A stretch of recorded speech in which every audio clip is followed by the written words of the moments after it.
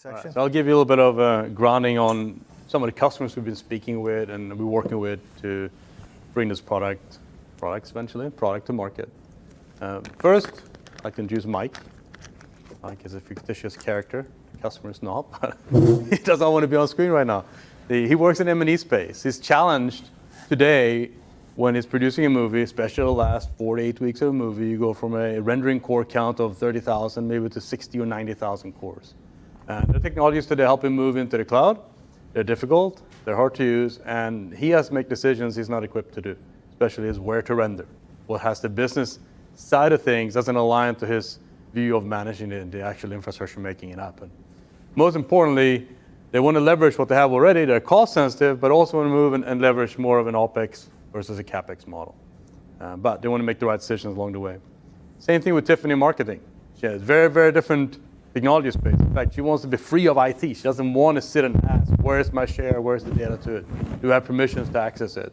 She wants to go in and leverage cloud analytics, these cool tools that she's continually being told about that she can't get to today because it takes 6 to 9 months to a year to get an IT project to speak to Amazon. If it's even possible, because often she gets told that the storage is 2 years old and it can't speak S3 and it can't speak into Amazon and she has to wait until the next hardware recycle. It's conversations she doesn't want to have and she can't get value and make better decisions for her business. Same thing goes with Frank in oil and gas, and David touched a bit on some aspects of Frank's business. Frank sits out in the oil field, whether it's on land, whether it sits in an oil rig somewhere. They have increased resolution from all these sensors they have in the ground now. It's much more data than even just a year ago. They get what I would think of as IoT data from all their instrumentation on oil rigs and within the systems itself. That all needs to go back and processed. Not all data needs to go everywhere. Today, a common process to get data from A to B is to do literally a block level copy and then drive it on a truck and put it somewhere else. Very, very constraining for him, especially when he doesn't know what data he needs to collect on a remote site for the company he's working with to run analytics on it. These are all companies that are, personalities, companies we're working with are challenged in managing data itself. Not about the storage itself. Storage is maybe a bottoms way up of potentially addressing some of the problems and some of the challenges, but the fundamental answer is how you manage the data, and the data itself is being managed by metadata. Our lead use case we're going out with, and we'll talk about some examples throughout this, we'll show you demos on how this applies, is how you utilize cloud analytics using on-premises data. So you have on-premises systems, you want to do things with it in the cloud, maybe you want to search information that sits on your unstructured data, maybe you want to classify it and understand whether someone has put a social security number in an open share that shouldn't have been there. And yes, there are some tools to do that today, but maybe you want to run an AI tool that runs in the cloud that just announced a week ago, and you want to see, hey, can it add value to my environment? Yes or no? And it's not about having a 9-month project on going through a purchasing cycle and deploying it. It's about, can I leverage that tomorrow by getting value out of my unstructured data I'm managing? The speed of the cloud is interesting because it allows you to evolve your products and services and the way you manage environments much more rapidly than legacy IT. We're going to help customers build data catalogs, and we'll specifically show you demos on that today, on how you can help build and optimize the data pipeline, how data gets from A to B.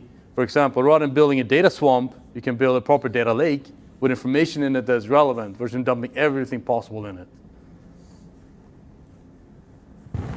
The interesting part of building this product, and as you can imagine, we engage with a ton of customers, and not only in the last 6-9 months it's been now since we started this, but even the years beforehand, is that the number of use cases is always a long list. We decided to focus heavily on the cloud analytics piece, but we also have customers who are working in all of these categories. They want to help manage data that is already sitting in the cloud, or deploying projects where they're focusing actually starting in the cloud, and they're still challenged to solve the management problems in there. And they're also worried, so we hear often from customers that they're worried about getting stuck in a cloud. They want a multi-cloud, I'm going to call it an insurance, a way of getting from A to B without taking downtime necessarily, or making a giant, again, data center move from A to B. Even though it might be a ton of clicks, it's still a big, big move. You can imagine the media and entertainment industry, and the oil and gas example is all about bursting into the cloud, extending the data you have, and actually utilizing the cloud differently, maybe even running in the cloud for some time until you may want to move back. And we'll show you specific examples towards the end on how we achieve that. Same thing with DR and the ability of recovering the service in the cloud. So as David goes into the product deep dive, what I want to just help you understand is we're going to show you how we help give you visibility across storage silos today, how our product can be used to connect silos and build a global namespace across vendors that generally never speak with each other, especially not even the storage boxes.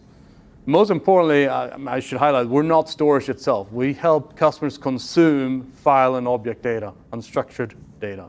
Right? We're not in the storage business. We're in the metadata and the management of the information versus sitting and presenting it out. In order to achieve that, there needs to be a feedback loop, and that's what Dave was speaking about, and we'll show in the demos. You can't do one isolated from the other and be successful in it. At least that's a fundamental thesis that we put together. And you saw that from the rainbow diagram that we talked about. There's a lot of technology in that that spent a lot of years building. We also believe that by running in the cloud, we need to be more efficient, and things need to be different than they were yesterday. You can't take an on-premise product and just instantiate it in the cloud and it will just work. It's going to be very expensive. That's also another aspect of our product, helping manage the data that sits in the cloud, what needs to be in the cloud versus what doesn't need to be in the cloud. And most importantly, and this is I think told David on day one as we kick this off, whatever we build needs to be non-disruptive tied to operations. As we cannot come in and build a product that tells you, okay, it'll take 6 months to do a POC. This product goes in, you install it in an hour or less, and you're up and running over lunchtime. That's the product. Right? And we won't show you that aspect of it because we'll actually show what we do with the product, but that's how simple it is.